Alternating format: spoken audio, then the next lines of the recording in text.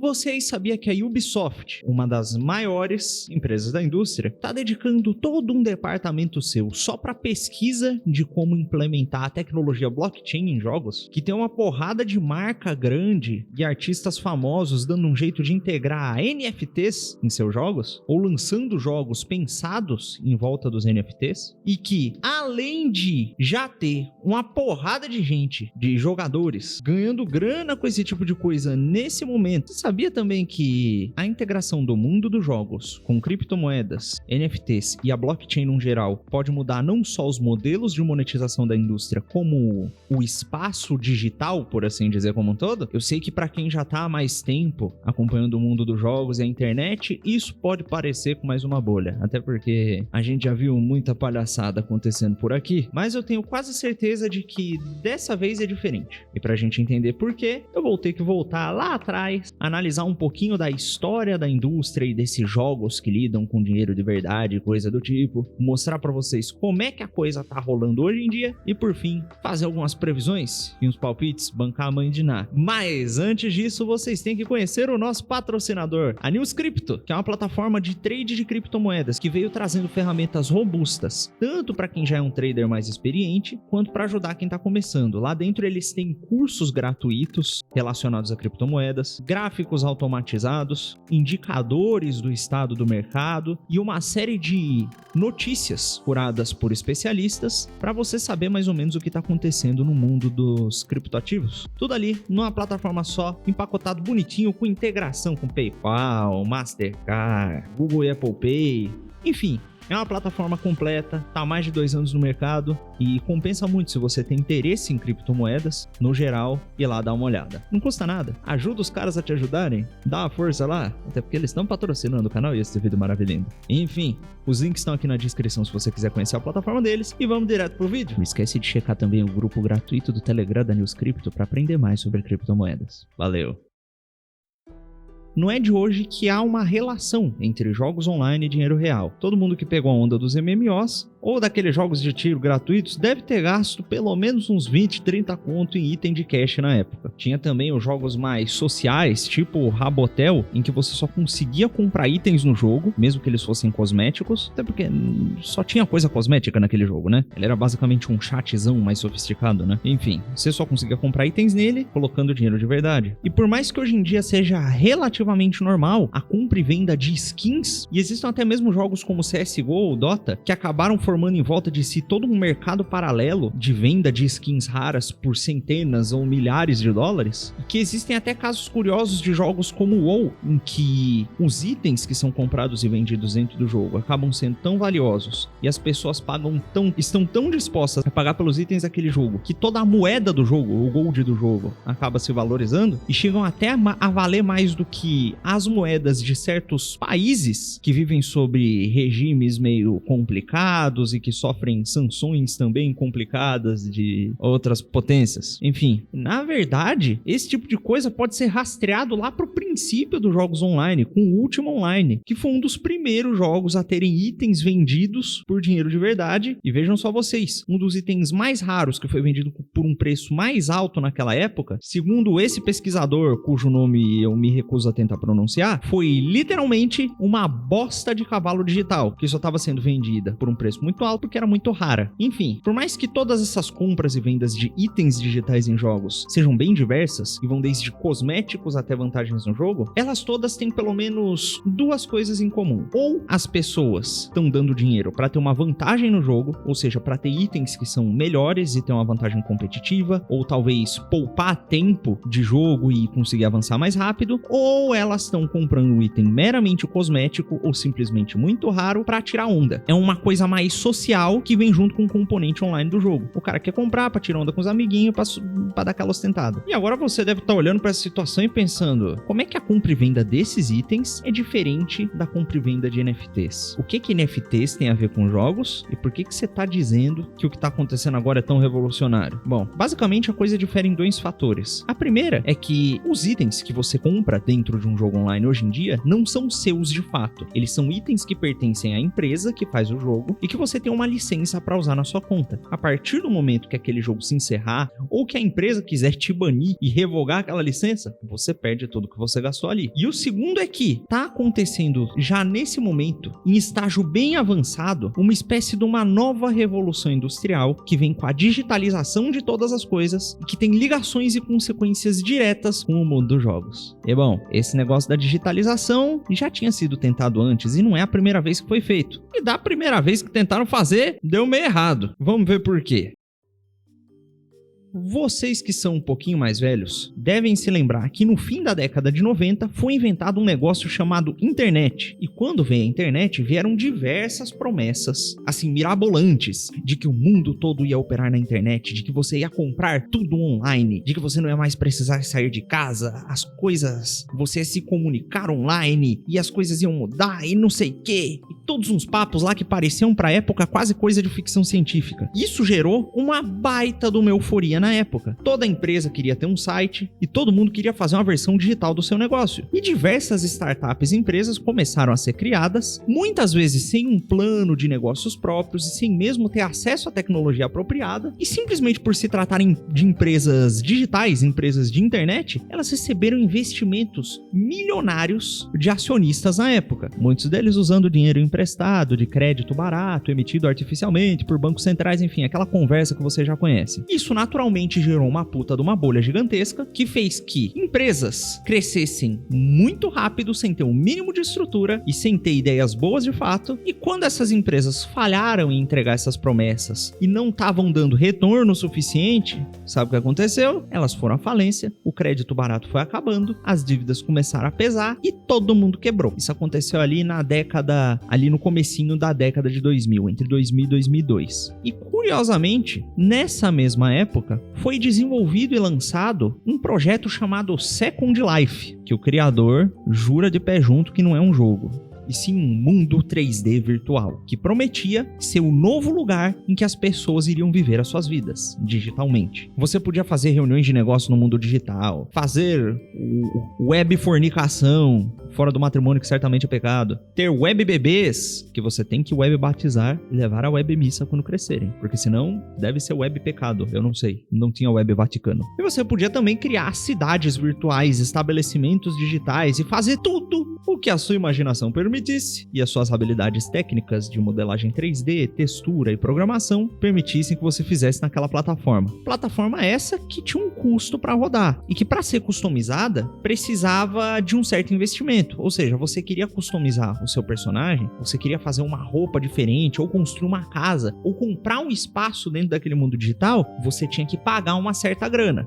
E é nisso que o Second Life ganhava dinheiro. Na época, a euforia foi tanta, e a promessa da digitalização, da criação de um novo mundo paralelo digital, encheu tanto os olhos da galera, que empresas gigantescas como a IBM compraram prédios lá dentro. A American Apparel criou uma loja digital para vender roupa virtual. E tinha, para vocês terem noção, até web prostíbulos. Sim, tinha gente que pagava pra fazer coisa inapropriada pra menor de idade digitalmente, com esses bichos 3D feio. E todas essas trocas voluntárias maravilhosas feitas nesse espaço digital eram feitas com a moeda própria do jogo, chamada Linden Dollar. E para que você conseguisse Linden Dollars, você precisava pegar Real Dollars, dar para o criador do Second Life, para que ele depositasse os dólares digitais na sua continha do Second Life. E esses dólares digitais só podiam ser usados dentro do próprio jogo, dentro da própria plataforma, não podiam ser levados para fora. A não ser que você tivesse um lucro acima de uma certa quantia, ganhasse mais Linden Dollars do que você colocou, e aí você podia solicitar um pagamento via PayPal. Mas isso era coisa que menos de 1% dos usuários conseguia fazer, que certamente não impediu de meia dúzia de malucos ficarem milionários com essa brincadeira.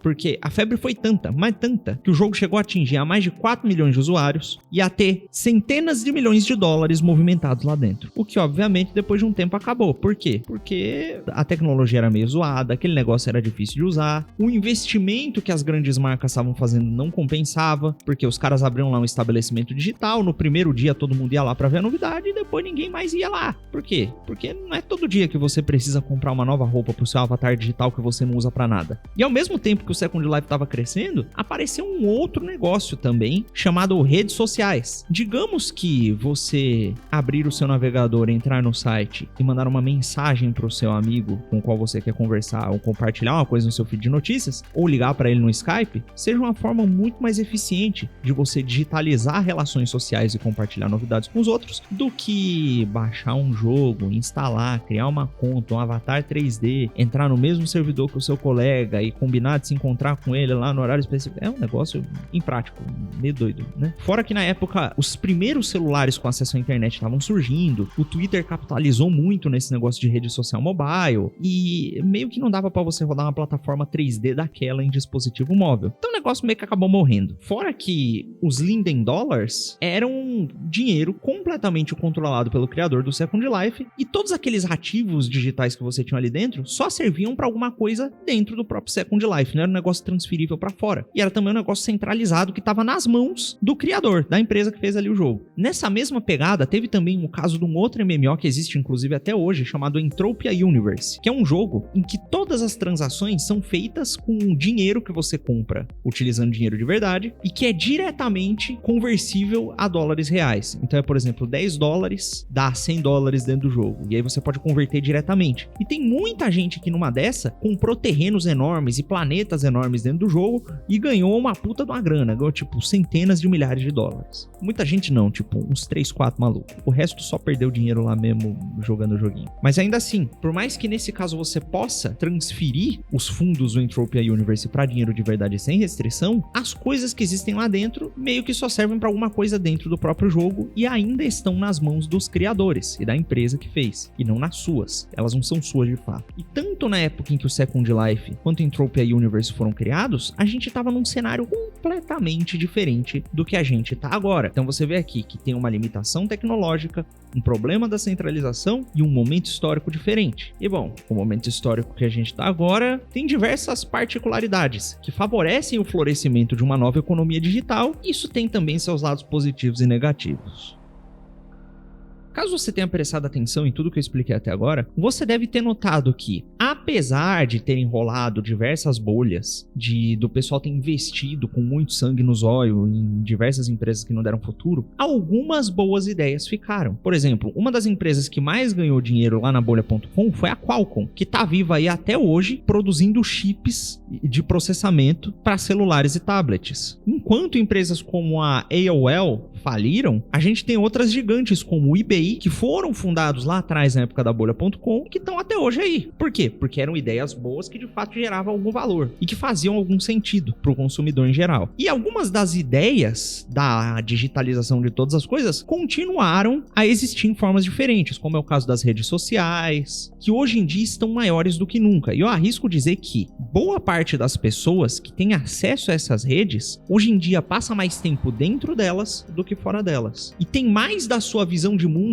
formada pelo que o Mark Zuckerberg mostra pra ela no feed do Instagram ou do Facebook, do que por dados da realidade que ela mesma vê com os próprios dois olhos. Fora que quase todas as nossas interações hoje em dia estão sendo feitas por meio de computadores ou por meio de celulares, via WhatsApp, via Discord, via Skype, coisas desse tipo. Epa, se você for ver, o próprio Facebook comprou uma empresa de videogame, que era a Oculus, que fazia óculos de realidade virtual para fazer joguinho, na intenção de aprimorar as capacidades de realidade virtual do Facebook para fazer com que o Facebook deixe de ser uma rede social e se torne um metaverso, nas palavras dele. E o próprio sistema bancário, que antigamente era uma coisa que a gente fazia presencialmente, está se transferindo muito para o meio digital, tanto por conta de cartões de crédito que já permitiam com que a gente operasse sem usar dinheiro em espécie, quanto por conta de moedas propriamente digitais. Os próprios Estados Unidos estão testando o dólar digital, tem a Libra do Facebook e o El Salvador, um país muito pequenininho, adotou Bitcoin como uma moeda corrente oficial do país. E há de se admitir que do ano passado para cá, esse processo de digitalização de todas as coisas que já estava acontecendo, você vê aí, por exemplo, o táxi sendo substituído por Uber, restaurante sendo substituído por iFood, enfim, esse processo ele foi muito acelerado. Você vê casa de show fechando e artista passando a fazer show via live, você vê empresa fechando escritório físico para fazer trabalho remoto. Então tem muita coisa que foi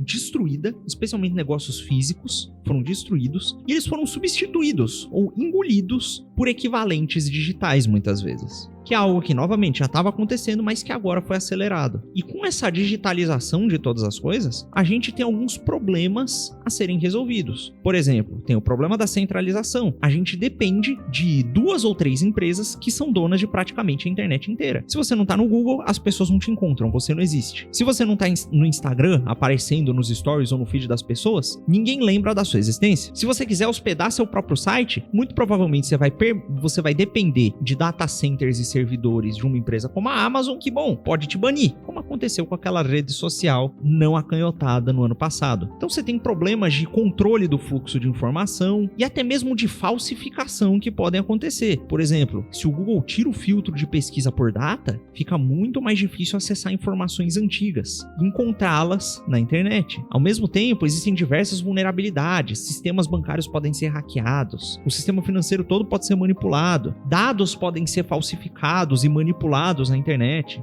Enfim, uma infinidade de coisas pode acontecer. E boa parte desses problemas prometem ser resolvidos ou já estarem sendo resolvidos por uma tecnologia chamada blockchain. E o blockchain é basicamente uma rede que é feita para ser como se fosse um livro contábil composto por blocos digitalmente autenticados. Eu sei que tá confuso, mas relaxa, que eu vou explicar. Hoje em dia, se você cria, por exemplo, um bloco de notas no seu computador, você criou ali um arquivo. Esse arquivo ele pode ser copiado, deletado, você pode entrar nele, editar, fazer o que você bem entender. Assim é também com uma foto. Você pode abrir uma foto no Photoshop, manipulá-la, fazer o que você quiser e até salvar por cima da foto original. Muitas vezes com o mesmo nome e tendo um arquivo com o mesmo tamanho. E muito dificilmente alguém vai conseguir comprovar que você modificou o arquivo. Você pode renomear ele com o mesmo nome, deixar ele do mesmo tamanho. E isso gera precedente para todo tipo de falsificação e coisa errada. A blockchain não funciona assim, porque ela é uma rede na qual todos os dados que você coloca são permanentemente armazenados e ligados um ao outro. Por exemplo, eu crio lá um bloco de texto.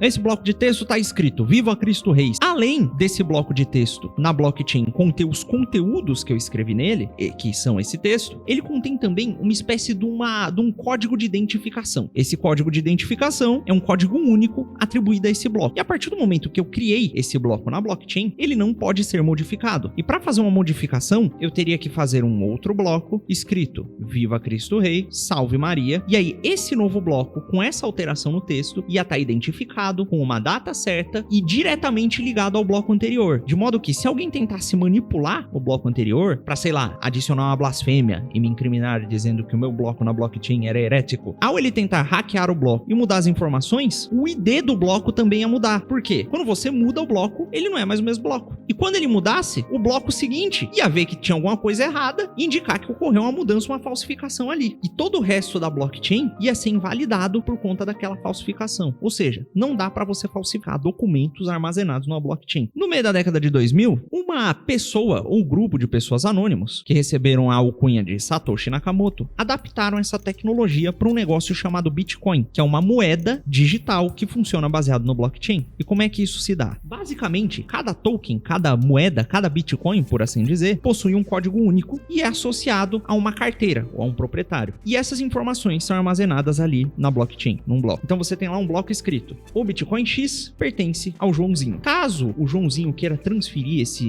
dividir esse Bitcoin no meio e transferir para um amigo dele, ele pode dividir e aí um novo bloco será criado com as seguintes informações: o Joãozinho tem meio Bitcoin, e aí vai estar lá o ID desse meio Bitcoin que ele tem, e o Murilinho tem meio Bitcoin, e vai estar lá o ID desse outro meio Bitcoin, também vai ser um ID único. E o Bitcoin, por sua natureza, não pode ser emitido a esmo, tem um limite de Bitcoins que podem existir, enfim. E normalmente, quando a gente tá falando da internet e de coisas digitais, a gente tá acostumado com um sistema de servidores centralizados. Ou seja, você tá assistindo esse vídeo aqui no YouTube, é porque esse vídeo, ele tá salvo num servidor da Google que fica, sei lá, em São Paulo. Então o seu computador tá acessando esse servidor e assistindo ao vídeo. Se o servidor cair, for derrubado, pegar fogo, o vídeo vai pro beleléu. Obviamente a Google deve ter alguns backups, mas enfim, é assim que funciona. Se alguém quiser alterar alguma coisa que tem nesse vídeo, ela pode hackear o servidor da Google, dar uma futricada lá e deixar o vídeo lá como se nada tivesse acontecido. Então o que impede alguém de ir lá e hackear a blockchain inteira, fazer, sei lá, alterações múltiplas no mesmo bloco, ou criar uma blockchain paralela e substituir os dados que tem na blockchain do Bitcoin por outros, ou então simplesmente hackear um negócio e derrubar de uma vez. Basicamente, o que impede que isso aconteça é a natureza descentralizada do blockchain. A blockchain do Bitcoin não está hospedada em um servidor só. Na verdade, para que a rede funcione e as transações sejam computadas e verificadas e validadas, existe uma cópia dessa blockchain salva em diversos computadores espalhados pelo mundo de usuários comuns. São chamados mineradores. E o que eles fazem? Eles, com a cópia dessa blockchain salva no computador deles, ficam o tempo inteiro verificando transações que acontecem dentro da rede e atualizações de bloco, verificando se elas são válidas, se ninguém adulterou nenhum bloco ou tentou falsificar a coisa, e isso gera um consenso. Ou seja, imagina agora o exemplo lá, o Joãozinho tem meio Bitcoin e o Murilinho tem meio Bitcoin. O Murilinho quer comprar um tênis do Joãozinho por 0,25 Bitcoins. Então ele vai lá e transfere 0,25 Bitcoins pro Joãozinho. Aí no bloco seguinte é para ter a seguinte informação: Joãozinho tem 0,75 Bitcoins e o Murilinho tem 0,25. Para garantir que essa informação não foi fraudada, que o Joãozinho não criou um Bitcoin a mais que não existia no sistema e fez uma fraude, ou que ele mandou um Bitcoin que não existia pro Murilinho, ou alguma coisa desse gênero, essa transação é enviada para todos os mineradores que tem uma cópia da blockchain ao mesmo tempo, computada em todos eles ao mesmo tempo. A autenticidade do bloco novo que foi gerado com a transação é verificada por todos eles e um consenso é gerado que permite com que a transação aconteça. E isso faz com que as transações sejam seguras, descentralizadas e com que seja muito difícil derrubar a rede, porque se você quiser derrubar, você vai ter que derrubar todos os milhares de computadores que estão espalhados pelo mundo rodando esse negócio, e com que seja muito difícil você também falsificar alguma coisa ali, porque senão você vai ter que falsificar em todos os outros computadores. Enfim, é um negócio complicadíssimo. E baseado nesse conceito, foram criadas diversas tecnologias diferentes, como moedas que possuem modelos de autenticação mais rápidos e mais eficientes e um pouco diferentes, e redes completas dedicadas a criações de aplicações e contratos inteligentes. Então, por exemplo, a mais popular delas é Ethereum, que é como se fosse, que além de ser uma moeda, assim como o Bitcoin, é como se fosse uma blockchain que empresta o poder de todos os computadores que estão espalhados pelo mundo fazendo a mineração para que você use em aplicativos e contratos inteligentes. O que são contratos inteligentes? Bom, basicamente, você pode fazer quase como se fosse um cartório digital, sabe? Por exemplo, se você quer cobrar, se você quiser comprar, por exemplo, um vídeo meu aqui no YouTube, você compraria lá um contrato, a gente faria um contrato na rede Ethereum, você depositaria 2 moedinhas lá nesse contrato, que seria o preço de um vídeo que eu ia te cobrar, e eu faria um vídeo. Assim que eu upasse o vídeo, o contrato ia detectar que o vídeo foi postado e liberaria automaticamente o dinheiro para mim. Se eu não tivesse postado o vídeo, ou o vídeo tivesse uma duração diferente da que a gente especificou no contrato, ou alguma coisa desse gênero, o contrato seria anulado e as moedas voltariam para você. Isso abre precedente para fazer um monte de coisa. Você pode fazer contrato de pensão, de aluguel, de um monte de negócio baseado nisso, com diversas condicionais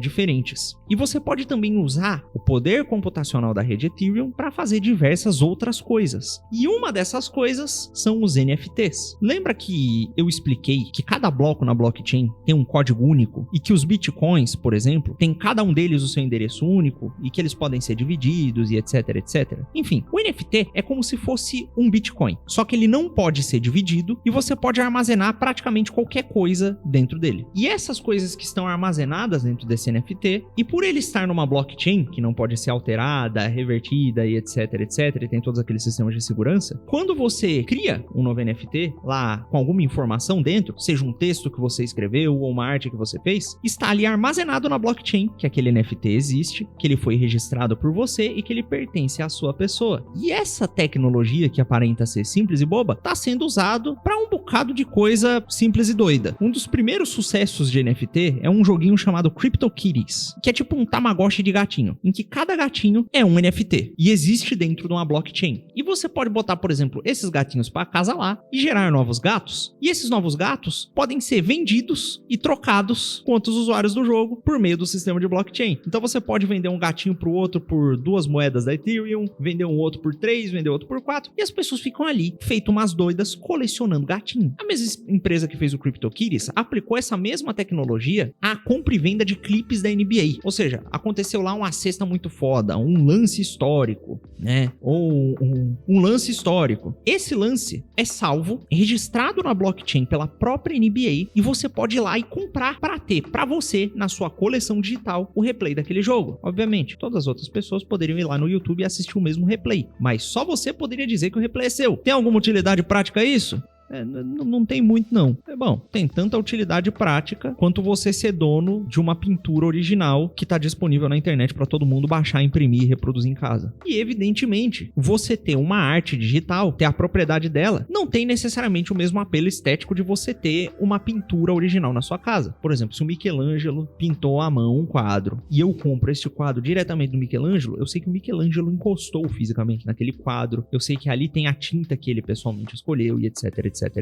Eu poderia fazer uma cópia desse quadro, uma reprodução, ou então escaneá-lo, imprimi-lo e enquadrar a versão que eu imprimi, ou algo desse gênero, e ter mais ou menos o mesmo efeito estético na minha casa. Mas eu saberia que aquele não é o quadro original do Michelangelo, que o Michelangelo não entrou em contato com aquele quadro, por exemplo. E os ativos digitais, eles perdem essa pessoalidade, essa fisicalidade, até porque eles não são físicos. Então eu não tô comparando uma coisa, eu não tô dizendo que é igual, mas ainda assim, isso é o mais próximo que a gente pode chegar da propriedade verificada de bens digitais. Isso não só abre possibilidade para pessoas venderem seus próprios vídeos, venderem artes digitais, assim como o mercado, sei lá, de arte tradicional, abrem também a possibilidade para lavagem de dinheiro, para o financiamento de diversos projetos de maneira anônima e descentralizada. E mais interessante ainda, isso abre um monte de possibilidade para o mundo dos jogos. Por exemplo, imagine lá que você está jogando um CSGO 2 e o CS Global Offensive 2 ele está integrado com a blockchain e você compra lá uma skin de faca que acabou de ser lançada e você é o primeiro a ter aquela skin. Tá ali armazenado na blockchain que aquela é a primeira skin que foi lançada, que aquela é o primeiro exemplar daquela skin e que você é o dono dela. E você pode vender aquilo ali para outra pessoa. E mesmo que o CSGO 2 seja desligado, você ainda tem a propriedade sobre aquele ativo digital. E ele tá na sua coleção digital com o registro de que ele pertence a você. Isso cria um mercado de coleção de bens digitais que pode gerar muito dinheiro, porque tem um bocado de gente rica que não tem mais com o que gastar no mundo e um bocado de espertalhão que pode entrar muito cedo em jogos que eles acham que vão fazer sucesso e que eles gostem de jogar e acumulando essas quinquilharias digitais pra ou guardar pra si como histórico ou vender mais tarde. Atualmente, existem jogos como Decentraland, que é como se fosse um Second Life com minigames e coisas desse tipo, baseado em blockchain, no qual as pessoas podem comprar terrenos digitais por dezenas de milhares de dólares pra fazer anúncio, botar item em exposição, e que promete ser, assim como um Second Life, um mundo virtual completamente livre baseado em blockchain, no qual as pessoas vão poder fazer o que quiserem sem censura. É quase como se fosse uma versão menos terrível do metaverso do Facebook. Recentemente foi lançado também um jogo chamado Blancos, que ocupou todo um pedaço da Ultimate 3 e que é basicamente um Roblox em que cada bonequinho é um NFT. Ou seja, você compra lá um bonequinho diferente, um avatar pra usar no jogo, e ele pertence a você numa blockchain. E você pode vender e trocar ele com os outros. Além disso, tem também Dungeon Crawler,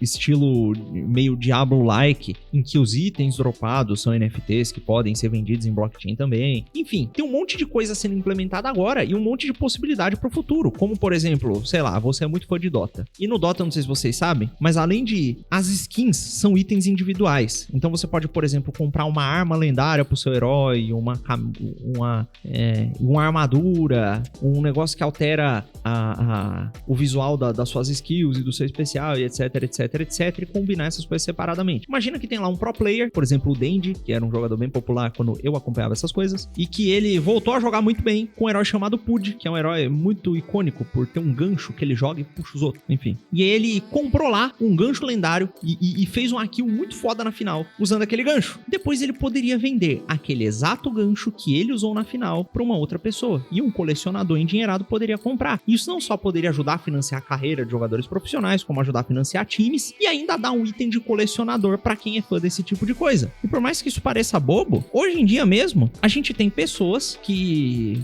já ostentam insígnias e itens únicos dentro de jogos. E com a incorporação dos NFTs, elas simplesmente poderiam ter a propriedade daquele item específico que ela tem provada na blockchain, pra ela vender e comprar depois mesmo por fora do jogo. Isso poderia fazer com que certos itens tivessem integração entre múltiplos jogos, poderia ter lá um perfil pra expor a sua coleção de itens digitais. E por mais que pareça um negócio meio idiota, vale lembrar que hoje em dia o pessoal pessoal já, por exemplo, gosta de ostentar conquista e troféu na PSN, na Xbox Live. Imagina se cada troféu que você ganha te rendesse um NFT. Eu platinei o Bloodborne, ou eu fui a primeira pessoa a platinar o Bloodborne. Além de ter a insígnia da platina gravada na minha conta da PSN, eu poderia ter também um mini troféuzinho de platina, lá com uma arte estilizada, em formato de NFT, na minha carteira de NFTs, com a data certinha, provando que aquele troféu eu que consegui, porque eu fui o primeiro a zerar o jogo. E eu poderia vender esse troféu para algum outro colecionador louco depois, se ele quisesse comprar de mim. Enfim, é uma lembrancinha digital, uma coisa, um colecionável, uma coisa simbólica. Que, novamente, e esse mercado de colecionáveis digitais, de ativos digitais e de coisas sendo digitalizadas, incorporadas em sistemas como a blockchain e as criptomoedas, é um negócio que provavelmente só tende a crescer conforme cada vez mais partes do mundo acabem se digitalizando. Quer você acha que isso seja uma coisa boa ou seja uma coisa ruim? E aqui vale ressaltar um pouco a importância do mundo dos jogos para essa digitalização. A gente sabe que jogadores são muito apaixonados, gastam muito dinheiro e normalmente muito tempo com jogos. E muitos dos recursos que a gente vê sendo usados no mundo digital por essas grandes empresas acabam sendo mais ou menos criados e muitas vezes testados como mecânicas de jogos e depois, por diversos meios, acaba sendo transposto para outras aplicações, mesmo que isso não seja feito de forma explicitamente planejada. E o que a gente está vendo aqui no caso é uma fusão entre o real e o digital. Não tanto uma coisa que é uma realidade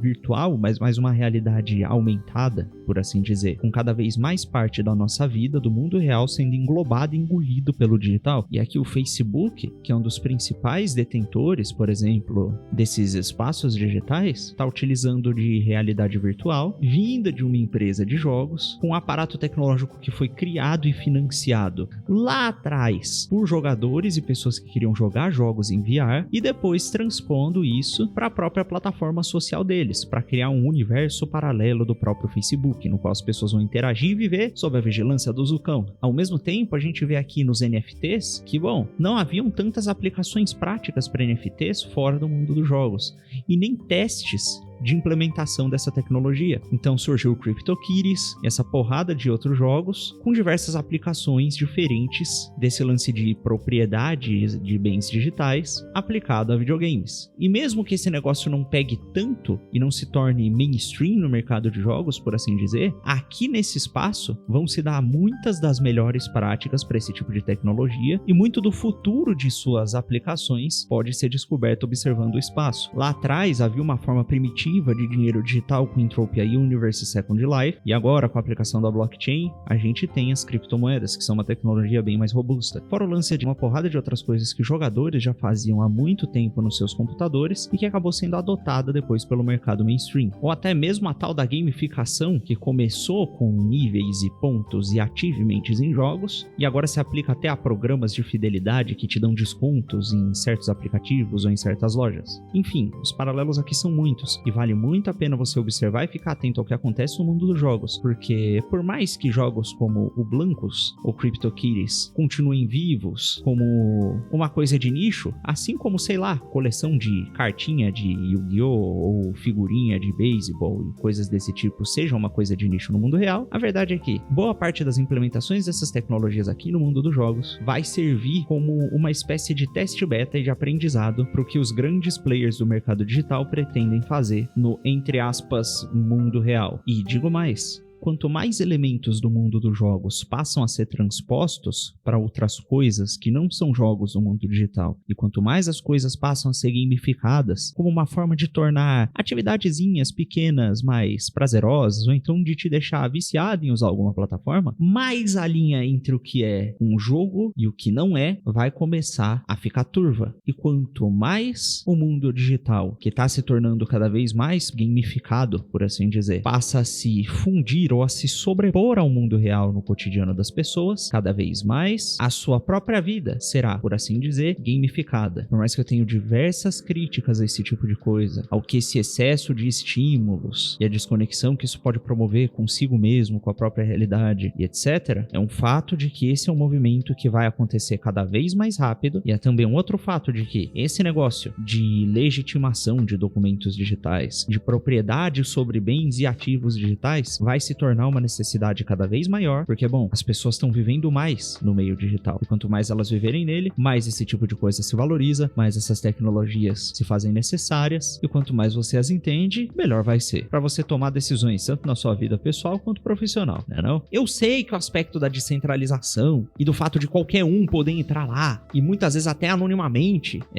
comprar criptomoedas e coisas desse tipo, possa ter um certo apelo pro pessoal que gosta um pouco mais desses lances de liberdade. Mas a gente tem que lembrar que tudo que a gente faz no meio digital é registrado e rastreável. E mesmo que você use moedas como a Monero ou mixers que embaralham e tentam camuflar os seus bitcoins e ativos digitais, por conta de como até os próprios fabricantes do hardware que a gente usa terem basicamente backdoors para serem espionados por agências de inteligência, e por conta de como as blockchains são abertas e podem ser monitoradas, todas essas nossas transações, esses nossos rastros financeiros e a aquisição e venda de ativos pode ser registrada. E isso abre precedente para controle dos grandes players, não só governamentais, como do mercado digital como um todo. Então, e obviamente, quanto mais você está no mundo digital, mais sujeito você está a intervenções de quem domina esse meio, de uma forma ou de outra. Enquanto usar tecnologias descentralizadas independentes é melhor do que usar tecnologias centralizadas que estão na mão de oligopólios como o do Facebook, como